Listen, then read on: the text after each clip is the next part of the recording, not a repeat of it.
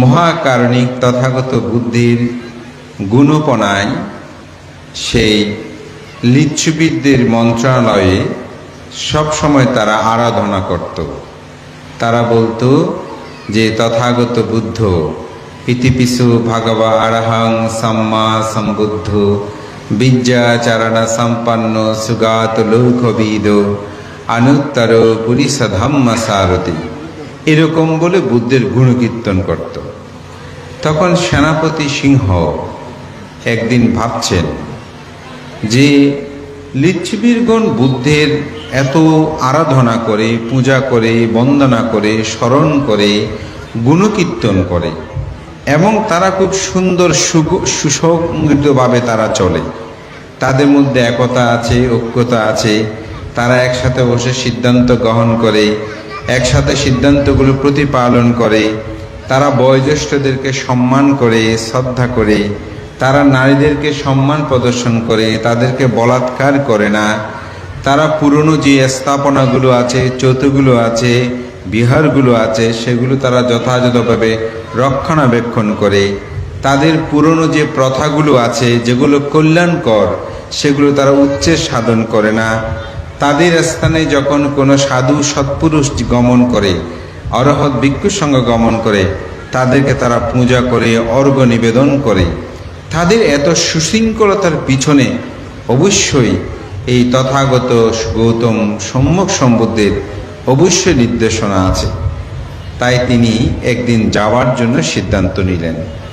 কিন্তু তিনি বুদ্ধের সাক্ষাতের আগে মূলত তিনি অনুসারী ছিলেন এবং ভক্তি শ্রদ্ধা করতেন। তৎকালীন সময়ে নিগ্রন্থ নাটক নামক কিছু তীর্থঙ্কর ছিল, তাদেরকে তিনি পূজা অর্ঘ্য নিবেদন করতেন, বিবিধ দানকর্ম সম্পাদন করতেন।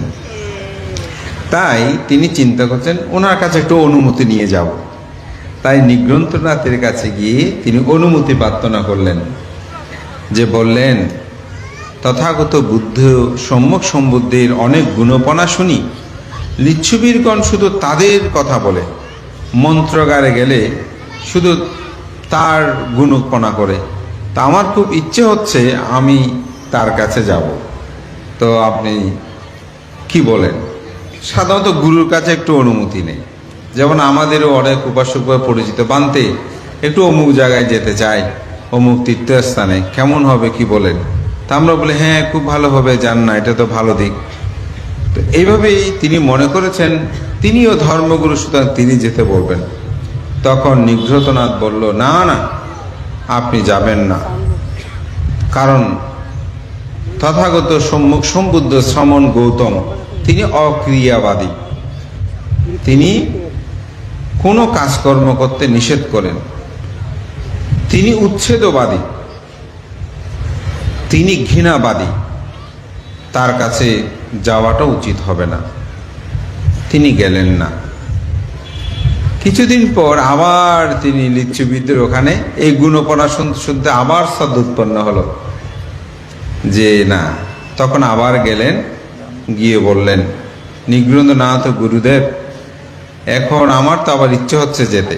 বলছে না না, তুমি যেও না, ওরা শ্রমণ গৌতম অক্রিয়াবাদী, যাওয়াটা ঠিক হবে না, উচ্ছেদবাদী, তিনি ঘৃণাবাদী, তুমি তার কাছে যেও না। এভাবে 3 বার হলো। একদিন সেনাপতি সিংহ চিন্তা করছে, আমি কি নিগ্রন্থনাথের খাই দায় পড়ি, ওনার কথা কেন শুনতে হবে, আর আমি গেলেও উনি আমাকে কি করতে পারবেন, সুতরাং আমি আর তার সাথে কোনো পরামর্শ করব না, আমি যাব। তখন তিনি একদিন তথাগত গৌতম বুদ্ধের কাছে গেলেন। যাওয়ার পরে বুদ্ধকে তিনি প্রশ্ন করলেন, হে গৌতম, আপনাকে নিয়ে অনেকেই অনেক কথা বলেন, কথাগুলো সত্য কি না আমি জানি না, বা তারা আপনার সত্যিকার অর্থে কোনো প্রশংসা করে নাকি নিন্দা করে, তারা আপনাকে অক্রিয়াবাদী বলে। আসলে কি আপনি অক্রিয়াবাদী? অর্থাৎ কোনো কাজকর্ম যিনি করে না, ক্রিয়া তো বুঝেন কাজ, কোনো কাজকর্ম করেন না। তো বুদ্ধ বলেন, যারা আমার এই কথা বলে তারা নিন্দা করে কি প্রশংসা করে, তারা আমার কথাকে সত্য বলে না অসত্য বলে, সে কার্যকারণ বিষয়টা আপনি উপলব্ধি করবেন। তবে আমি এই অর্থে অক্রিয়াবাদী। কোন অর্থে? আমি বলি, কায়ের দ্বারা কোনো পাপ কর্ম করো না, বাক্যের দ্বারা তুমি কোনো পাপ কথা বলো না, মনের দ্বারা তুমি কোনো পাপ ও চিন্তা করো না। সে অর্থে আমি অক্রিয়াবাদী। অর্থাৎ প্রাণী হত্যা করো না, চুরি করো না, বেবিচারি করো না, মিথ্যা কথা, ভেদ কথা, কর্কশ কথা, সম্প্র আলাপ অর্থাৎ আজে বাজে আলাপ, অবিদ্যা, ব্যাপাদ, মিথ্যা দৃষ্টি, এটাকে বলা হয় 10 প্রকার অকুশল। এগুলো থেকে তুমি বিরত থাকো, এই কর্মগুলো তুমি সম্পাদন করো না। এই অর্থেই যদি আমাকে তারা অক্রিয়াবাদী বলে, অর্থাৎ এগুলো করতে যে নিষেধ করে, তাহলে আমি কিন্তু অক্রিয়াবাদী, তাহলে আমি অক্রিয়াবাদী, অর্থাৎ আমি সেগুলো করতে বলি না। কেন? কারণ কোনো মানুষ যদি প্রাণী হত্যা করে, তিনি জন্মান্তরে অল্পায়ু হয়ে জন্মগ্রহণ করে। এই যে মানুষ অল্পায়ু হয় কেন? প্রাণী হত্যার কারণ। এটা গাথায় আছে, জীবের জীবন করিলে হরণ, মরণে নরকে যায়, নররূপ ধরি দুঃখ ভোগ করি, অকালে মরিয়া যায়। এই যে মানুষ যে অকালে মৃত্যুবরণ করে, কেন করে? এই প্রাণী হত্যার কারণে। আবার যারা প্রাণী হত্যা করে না, জীবের জীবন না করি হরণ, মরণে স্বর্গে যায়, নররূপ ধরি সুখ ভোগ করি, জীবনে দীর্ঘায়ু পায়। মানুষ যখন প্রাণী হত্যা করে না, তখন সে মানুষ স্বর্গের মধ্যে গমন করেন। মৃত্যুবরণ করার পর যদি তিনি আবার মনুষ্যরূপে উৎপন্ন হয়, মানুষের জন্মগ্রহণ করে, তখন তিনি দীর্ঘায়ু লাভ করতে পারে। এটা হচ্ছে এই প্রাণী হত্যা, এটা থেকে যেন দূরে থাকা। দ্বিতীয় হচ্ছে কি? চুরি, অদত্ত বস্তু গ্রহণ, যেটা আপনাকে দেয় নাই, যে জিনিসটা আপনাকে প্রদান করে নাই, সে জিনিসটা যেন গ্রহণ না করা। এই চুরি করলে কি হয়? মানুষ জন্মান্তরে দরিদ্র হয়। যখন মানুষ চুরি করে, তখন তিনি দরিদ্র হয়, তার সম্পদ হারিয়ে যায়। এই যে আমাদের অনেকের সম্পদ হারায়, নষ্ট হয়ে যায়, ডাকাতে হরণ করে, এরকম অনেক কিছু হয় না? এগুলো হচ্ছে অতীত জন্মান্তরে চুরির ফল, যার কারণে তারা দরিদ্র হয়, হীন হয়, নিষ্কৃষ্ট হয়। যারা বেবিচারী করে, তারা নপুংসক, পুরুষও নয়, স্ত্রীও নয়। এরকম কিছু মানুষ আছে না?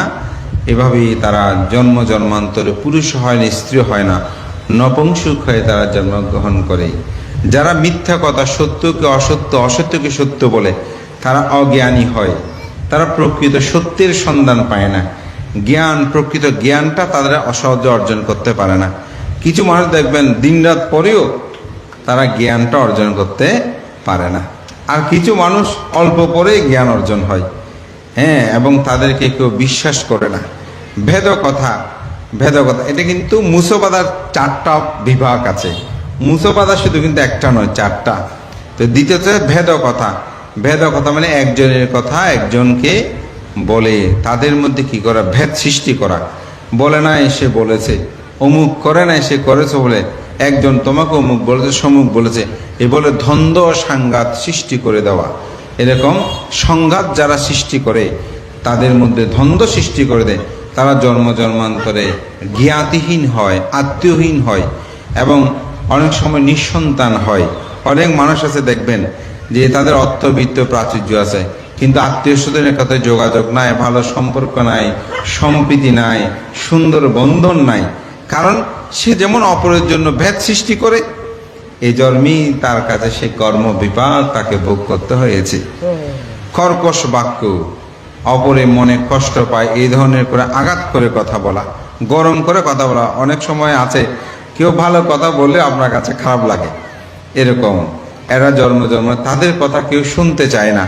তারা যদি কথা বলে, কথা না শুনে মানুষ অন্যত্র চলে যায়, তাদের কথা মানতে চায় না। ওই যে কর্কশ বাক্যগত কারণ, এটা হচ্ছে তার কর্ম বিপাক। এবং সম্প্রালাপ, বাজে আলাপ, সৌর কথা, ভূত কথা, প্রেত কথা, যে কথাগুলো কোনো মূল্য নাই, পর সমালোচনা, পর নিন্দা, এরকম আছে না? অমুক এমন কথা, সে মুখ করেছে, এই করেছে, সেই করেছে, যে কথাগুলো কোনো সম্পর্ক নাই, এরকম কথা, এটাকে বলা হয় সম্প্রলাপ। এটা নিয়ে একটা খুব সুন্দর কথা আছে। এক ব্যক্তি একজনকে বলতে আছে, বলতে একটা মহা ঘটনা ঘটেছে, আপনাকে এটা বলতে হবে। বলছে কেন? অমুক বলেছে। বলতে দাঁড়াও, তুমি যে আমাকে এই কথাটা বলবে, এই কথার দ্বারা আমার কোনো উপকার হবে? ভালো করে চিন্তা করে বলো। বলে যে না, এই কথা শুনে আপনার কোনো উপকার হবে না। তুমি যে আমাকে এই কথাটা বলতেছো, এটার দ্বারা কি তোমার কোনো উপকার হবে? চিন্তা করে দেখো। বলেছে না, আমারও কোনো উপকার হবে না। যে বলেছে তার উপকার হবে, যে আমার নামে দুর্নাম করেছে তার উপকার হবে? বলতে না, তারও কোনো উপকার হবে না। তো যে কথাটা আমার উপকার হবে না, তোমার উপকার হবে না, যে বলেছে তার উপকার হবে না, সুতরাং সে কথাটা আমাকে বলার কোনো দরকার নাই। এই ভেদ কথা, সম্প্রলাপ, এগুলো এভাবে কি করা উচিত? আমাদেরকে ত্যাগ করাটা উচিত, এরকম যারা কথা বলে। আরেকটা হচ্ছে অবিদ্যা। অবিদ্যা মানে কি? অজ্ঞানতা। অজ্ঞানতা কি? আমরা যাহা জানি না। কি জানি না? চতুরার্য সত্য এবং আর্যাষ্টাঙ্গিক মার্গ, এই সম্পর্কে যারা জানে না, এটাই হচ্ছে কি? অবিদ্যা। এটি আমাদেরকে কি করতে হবে? উপলব্ধি করতে হবে। এই অবিদ্যায় আমাদেরকে কি দেয়? দুঃখ দেয়। এই অবিদ্যায় আমাদেরকে কি করে? ধ্বংস করে। এই অবিদ্যায় আমাদেরকে জন্ম জন্মান্তরে দুঃখ প্রদান করে। তাই আমাদেরকে উপলব্ধি করতে হবে এই অবিদ্যাটা আসলে কি। তো অবিদ্যা বুদ্ধ ধর্ম দর্শনে সবচেয়ে একটি গুরুত্বপূর্ণ বিষয়। একজন মানুষ অকুশল করার পিছনে তার মূল হচ্ছে অবিদ্যা, মানে অজ্ঞানতা। এই অজ্ঞানতা হচ্ছে অকুশলের আসলে মূলত মূল। বুদ্ধ এটি বলেছেন। কি অজ্ঞানতা? দুঃখ আছে, দুঃখের কারণ আছে, দুঃখ নিরোধ আছে, দুঃখ নিরোধের উপায় আছে। তো দুঃখ কি? আমাদের অসংখ্য জগতে কি আছে? দুঃখ আছে। কিন্তু বুদ্ধ এই সমগ্র দুঃখকে তিনি 8টি ভাগে ভাগ করেছেন, যে দুঃখগুলো পৃথিবীর সকল মানুষের কাছে বিদ্যমান আছে। এমন কোনো মানুষ নাই যার কাছে এই দুঃখগুলো নাই। কি কি দুঃখ? জন্ম দুঃখ, জরা দুঃখ, ব্যাধি দুঃখ, মরণ দুঃখ, অপ্রিয় সংযোগ দুঃখ, প্রিয় বিয়োগ দুঃখ, যাহা চায় তাহা না পাবার দুঃখ, সংক্ষেপে পঞ্চপ্রদান স্কন্ধ দুঃখ।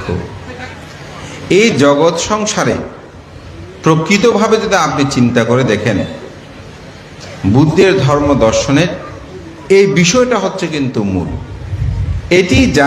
এটি যিনি বুঝবে না, এটা যিনি উপলব্ধি করবে না, তিনি বুদ্ধ ধর্ম কেন করছে সেটা সে নিজেও জানে না।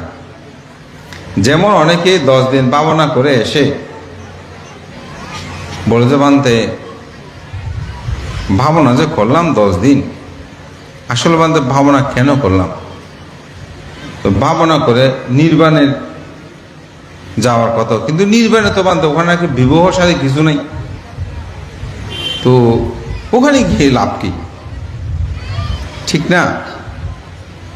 ওখানে তো বিয়ের সাথে কিছু নাই, কিন্তু কেন আমি নির্বাণে যাব? তো তিনি 10টা দিন ভাবনাও করেছেন, ওখানে একটু গভীরভাবে বলেছে যে সংসার এগুলো নির্বাণ কি বুঝিয়েছেন। কিন্তু ওখানে যখন বিবাহ শাদী নাই, এখন উনি আর ওখানে যেতে চায় না। তাহলে তিনি কেন গিয়েছেন? কারণ কেন গিয়েছেন, কেন ভাবনা করেছেন, তিনি নিজেও জানেন না। তো আপনারা যে এখানে এসেছেন, কেন এসেছেন সেটা যদি না জানেন, তাহলে কিন্তু এই আশাটা বিরক্তকর লাগবে। একটু পরেই বলবেন যে না, একটু চলে যাই, অনেক কাজ আছে, এরকম বলতে শুরু করবেন। কেন এসেছেন এটা আমাদেরকে প্রথমে বুঝতে হবে। যেমন আপনি ডাক্তারের কাছে গেলেন, তো ডাক্তার যদি বলে কি সমস্যা, কি জন্য এসেছেন, আপনি যদি বলেন যে না এমনি আপনার কাছে এসেছি শরীরটা একটু দেখানোর জন্য, ডাক্তার বলবে যে আর সময় পান না, কি সমস্যা বলতে হবে না, তা আমরা কোন সমস্যার কারণে এখানে এসেছি, সমস্যাগুলো কি আপনারা জানেন? আমার মনে হয় আমরা সবাই জানি না। আমাদের কিছু সমস্যা আছে। সেটা কিসের সমস্যা? আমাদের সমস্যাটা হচ্ছে জরার সমস্যা, ব্যাধির সমস্যা, মৃত্যুর সমস্যা। অর্থাৎ এই জরা, ব্যাধি, মৃত্যু এগুলো থেকে কিভাবে আমরা মুক্তি পাব, এই বিষয়টা আমাকে চিন্তা করতে হবে। অপ্রিয় সংযোগ, যাহা পছন্দ করি না তার সাথে চলাফেরা করতে গেলে মনের মধ্যে দুঃখ উৎপন্ন হয়, রাগ উৎপন্ন হয় না? এই রাগটাকে কিভাবে দমাতে পারি? এই রাগের সমস্যা থেকে কিভাবে মুক্তি লাভ করতে পারি? প্রিয় বিয়োগ, আপনজন হারিয়ে গেলে মনে দুঃখ, এই দুঃখগুলো কিভাবে নিবৃত্তি লাভ করতে পারি? যাহা চায় তাহা না পাবার দুঃখ, অর্থাৎ অনেকের এখানে চাহিদা আছে, এটা চায় সেটা চায়, চাওয়া আছে না? এই চাওয়াটা দুঃখ না? তো অনেকে এসেছেন ঠিক করেছে, ও দান করব, দান করে আমি এটা চাইবো সেটা চাইবো, সেজন্য এসেছেন। এটাও হতে পারে, ঠিক না? এটাও আমাদের হতে পারে। এই যাহা পায় না, অর্থাৎ স্থিতিব স্বভাব দুঃখ, যাহা চায় তাহা না পাওয়ার দুঃখ। সংক্ষেপে পঞ্চ উপাদান স্কন্ধ দুঃখ। এই 7টা দুঃখকে সংক্ষেপে বলছে পঞ্চ উপাদান স্কন্ধ দুঃখ। পঞ্চ উপাদান স্কন্ধ কি? রূপ, বেদনা, সংজ্ঞা, সংস্কার, বিজ্ঞান। এইটাই হচ্ছে পঞ্চ স্কন্ধ। এই স্কন্ধগুলো আমাদেরকে কি দেয়? দুঃখ দেয়। এই দুঃখ থেকে মুক্তি লাভ করার জন্য এখানে আসা, অন্য কোনো কারণে নয়। আপনি যদি মনে করেন যে এই দানের প্রভাবে আমি রাজ চক্রবর্তী রাজা হব, দেবরাজ ইন্দ্র হব, এগুলো কিন্তু ব্যাখ্যা আছে, করেছে ও দানের প্রভাবে এই সম্পদগুলো মানুষ লাভ করে। কিন্তু সেগুলো যদি আপনি চান, আপনার দুঃখ শেষ হবে না। কারণ দেবরাজ ইন্দ্র হয়ে আপনি যখন স্বর্গে গমন করবেন, সেখানে থাকার পর তো আবার চ্যুত হয়ে আসতে হবে। চ্যুতি মানেই তো দুঃখ। তো সুতরাং আমাদের লক্ষ্য হচ্ছে নির্বাণ। নির্বাণে বিবাহ শাদী অমুক সমুক নাই, কিন্তু নির্বাণে আছে কি? আছে নিব্বাণাং পরমং সুখাং। নির্বাণ পরম শান্তি। নির্বাণ মানে শূন্য নয়, নির্বাণ মানে সুখ। বুদ্ধ শূন্য বলে নাই, বুদ্ধ কি বলেছেন? নিব্বাণাং পরমং সুখাং। নির্বাণ মানে পরম সুখ। আমি একদিন দু একজনে এরকম বলেছি, দুটি কক্ষ, একটি কক্ষের মধ্যে সুখ আর সুখ, আরেকটি কক্ষের মধ্যে সুখও আছে দুঃখ আছে। আপনি যদি বুদ্ধিমান মানুষ হন কোথায় যাবেন? বলে যে বানতে যেখানে সুখ আর সুখ আছে সেখানে যাব। আর সুখ দুঃখ যেখানে, ওখানে স্ত্রী পুত্র কন্যা সব আছে। আর ওখানে ওগুলো কিছু নয়, কিন্তু সুখ আছে। বর্তমানে বিবাহ শাদী করে স্ত্রী পুত্র কন্যা, এগুলো তো সুখের জন্য। সুতরাং সুখটা যখন আমি ওখানে পাবো, ওখানে যাওয়ার দরকার কি? তা আমি বললাম নির্বাণ হচ্ছে সেটাই, যে এখানে সুখ আর সুখ আছে। আর আর যে অপর কক্ষটির কথা বলছি, যেখানে স্ত্রী পুত্র কন্যা আছে, সেখানে সুখও আছে দুঃখ আছে। আমাদের শ্রদ্ধেয় প্রধান অতিথি বানতে বলে দিয়েছেন, ঠিক না? সুখ দুঃখ কিভাবে সংসার উৎপন্ন হয়। তো সুতরাং আমাদের এখানে আসার একমাত্র লক্ষ্য হচ্ছে দুঃখ থেকে মুক্তি লাভ করা। এবং এটা মুক্তি লাভ করতে পারছি না শুধু একটা কারণ, সেটা হচ্ছে অবিদ্যা। এই অবিদ্যার কারণেই দুঃখ থেকে মুক্তি লাভ করতে পারছি না। কিরকম অবিদ্যা? ধরেন ডাক্তার বলছে আপনি বেশি খাবার খাবেন না, এই পরিমাণ খাদ্য আপনি গ্রহণ করবেন। কিন্তু আমি কি করছি? মরলে মরছে, আগে খেয়ে টেয়ে নি।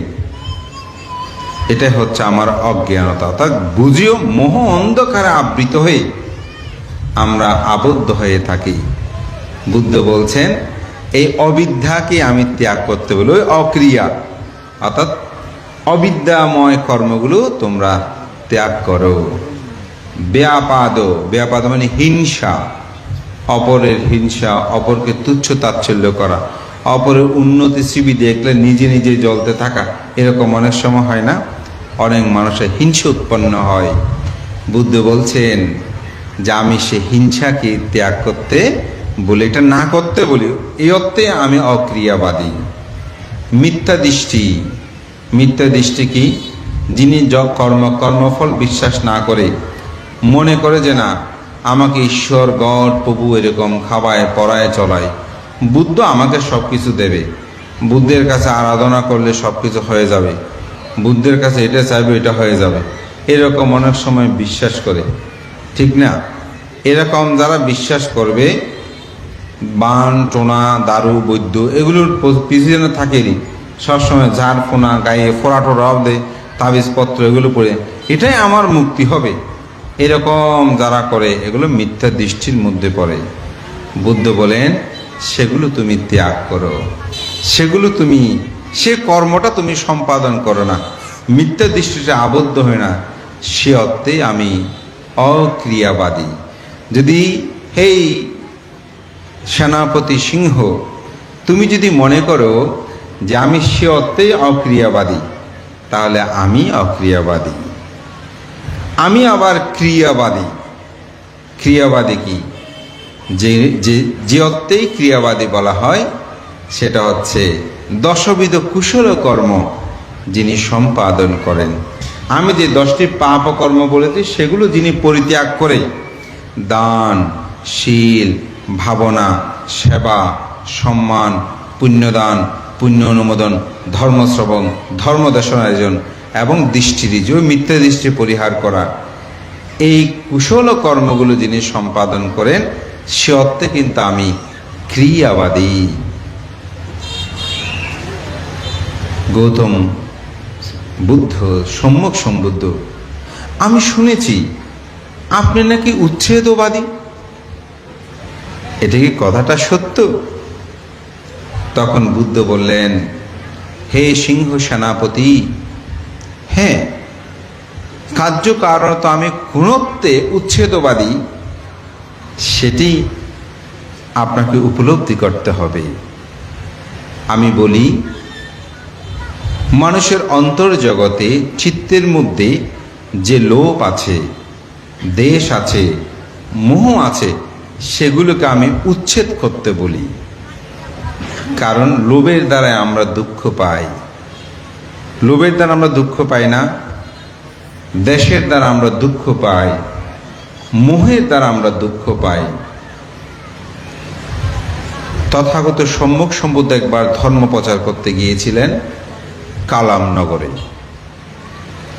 তো বুদ্ধের উপস্থিতি দেখে সবাই সমবেত হলো, হয়ে বুদ্ধকে বলছে, আপনি তো শ্রমণ গৌতম, আমাদের এই অঞ্চলে অনেক ধর্মগুরু আপনার মতো এসে এসে ধর্ম প্রচার করে, আপনিও এসেছেন, আপনিও কিছু একটা বলবেন, কিন্তু আপনি বলার আগে আমরা একটু প্রশ্ন করতে চাই, আমরা কার কথা মানব? কারণ যে যেটা বলে সেটাই তো ভালো লাগে, সুতরাং আমরা কোনটা মেনে চলব? তখন বুদ্ধ সেখানে অসাধারণ একটি উক্তি করেছেন, যা পৃথিবীর ইতিহাসে বিরল। বুদ্ধ সেখানে বলছেন, কোন বংশ অনুক্রমা ধর্ম প্রতিপালন করো সে কথা আমি বলি না। অর্থাৎ তোমার পিতামাতা করেছে সেজন্য তোমার বংশ করেছে, সে অর্থে তুমি এই ধর্ম পালন করো সেটা আমি বলি না। তোমার পিতামাতা ধর্ম পালন করে সেই ধর্ম তুমি প্রতিপালন সেটা আমি বলি না। তোমার গোত্র যে ধর্ম পালন করে তুমি সে ধর্ম প্রতিপালন করো সে কথা আমি বলি না। কোন ঋষি মহাঋষি কোন বিখ্যাত মানুষ কর্তৃক এই ধর্ম প্রবর্তিত, সে অর্থে তুমি ধর্ম প্রচার করো, ধর্ম আচরণ করো, সেটা আমি বলি না।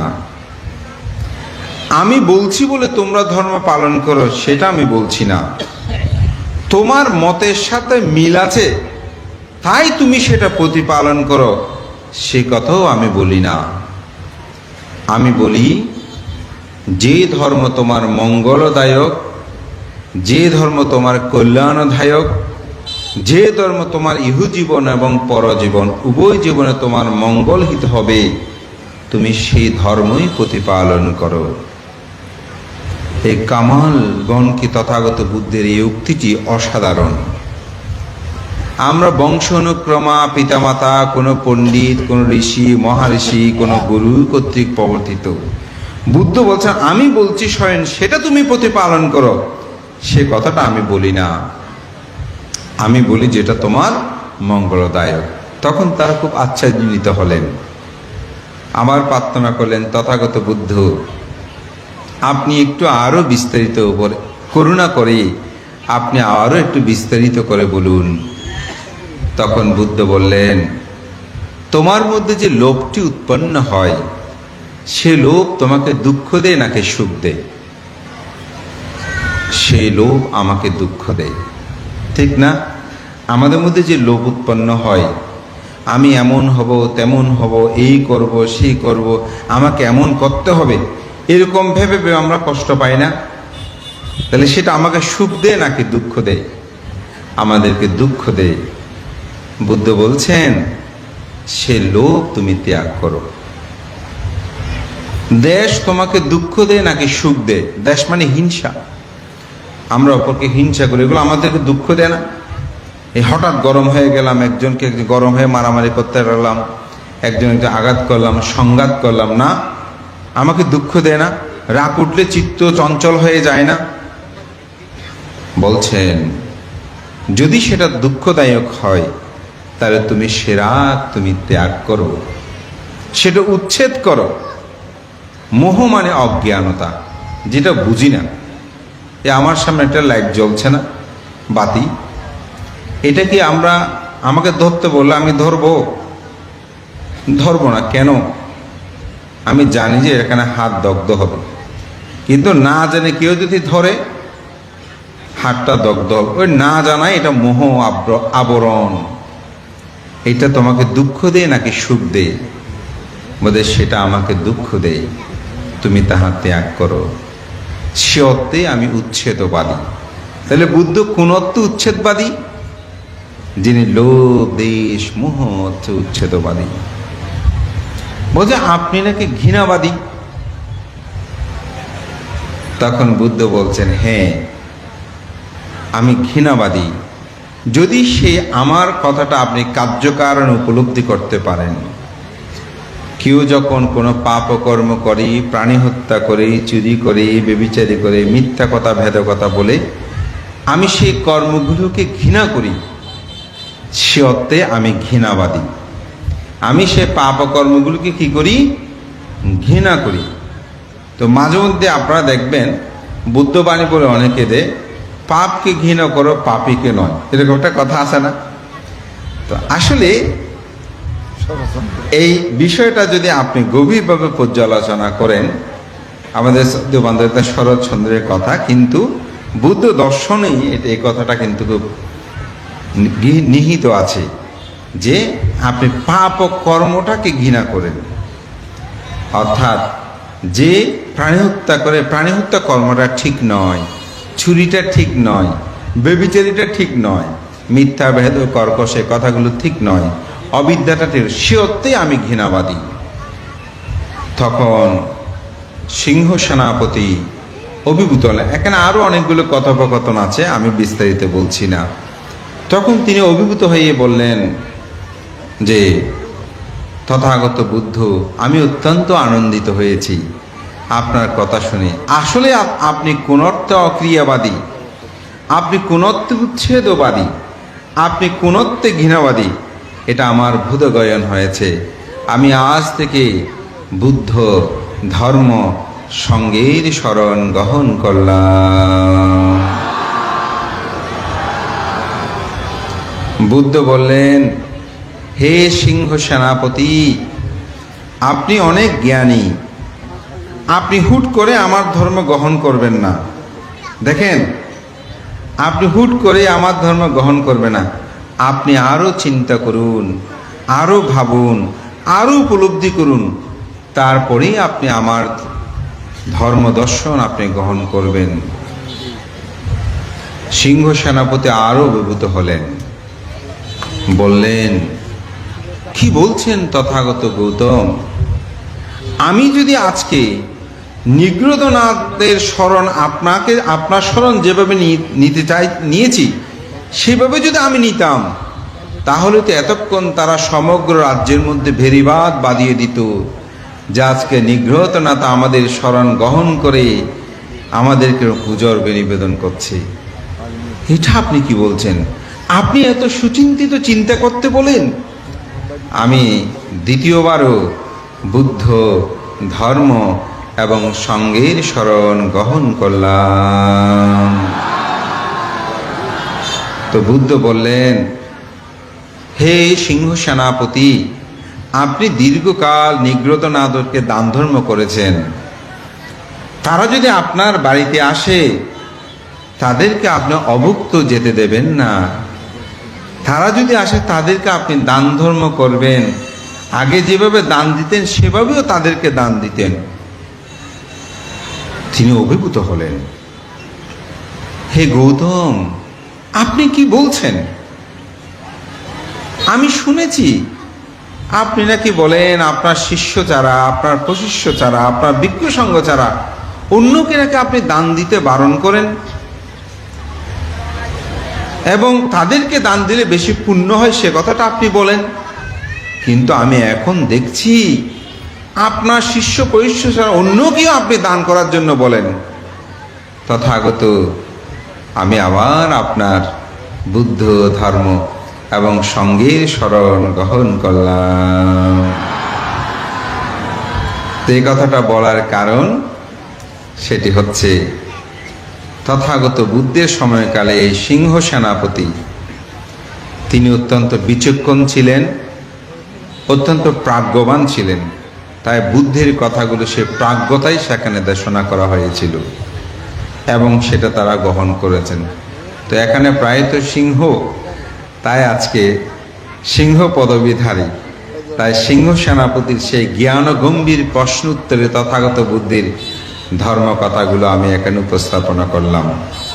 তো আমার কথা দীর্ঘই করব না। আমি একটি গাথা ভাষণ করেছি, 3টি গাথা। প্রথম গাথা, নাভাজে পাপাকে মিথ্যে নাভাজে পুরিসাদামে, বাজে তা মিথ্যে কল্যাণে, বাজে তা পুরিসুত্থামে। তথাগত বুদ্ধ বলেন, পাপ ও মিত্রের কখনো, পাপজনের সাথে কখনো সংসর্গ করবে না, অর্থাৎ পাপীর সাথে কখনো মিশবেন না। আপনি যদি কোনো পাপকর্ম করে এমন মানুষের সাথে মিশেন, আপনার জীবনটাও সেদিকে ধাপমান হবে, সেদিকেই আপনি যাবেন। নরাধম ব্যক্তি যারা খারাপ কাজ করে, পাপ কি পুণ্য কি এগুলো বুঝে না, সেই ধরনের মানুষের সাথে যদি মিশেন, তাহলে আপনাদের জীবন সেদিকে অন্ধকারে চলে যাবে। পুরুষোত্তম ব্যক্তি সৎ মানুষের সাথে মিশবেন, অর্থাৎ ভালো মানুষের সাথে মিশবেন। এবং সৎ পুরুষোত্তম বলতে এখানে যারা সাধু সৎপুরুষ অরহৎ, তাদের সান্নিধ্যে যাবেন, তবে জীবনটা সুন্দর হবে। মহাকারণিক তথাগত বুদ্ধ প্রশংসিত কঠিন চিবর দান। তথাগত বুদ্ধ তিনি কঠিন চিবর দানে আনিশংস ব্যাখ্যা করতে গিয়ে বলেছেন, বুদ্ধ হতে হলে, পাচ্ছেকা বুদ্ধ হতে, অলহত হতে হলে তাকে অবশ্যই কঠিন চিবর দান কর্মটা সম্পাদন করতে হয়। তাই আজকের এই দানময় পুণ্যময় কর্ম, সময়ের কারণে আমার কথা দীর্ঘই না করে আপনাদের সকলকে আমি আন্তরিকভাবে ধন্যবাদ এবং কৃতজ্ঞতা জ্ঞাপন করছি।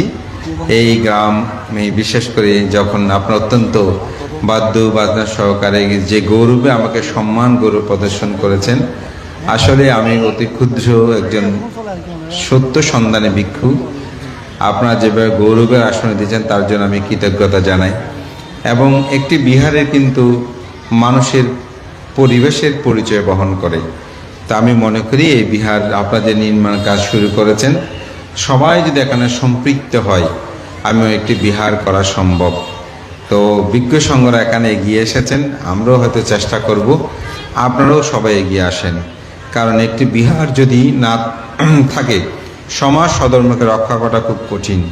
একটি বিহার সমগ্র কিছু পরিচয় বহন করে। আমাদের সে পূর্ণ পুরুষরা তারা যতটুকু পেরেছেন রক্ষা করতে চেষ্টা করেছেন। আমি মনে করি বাকিগুলো আমাদেরও করা দরকার, আমাদেরও চিন্তা করা দরকার।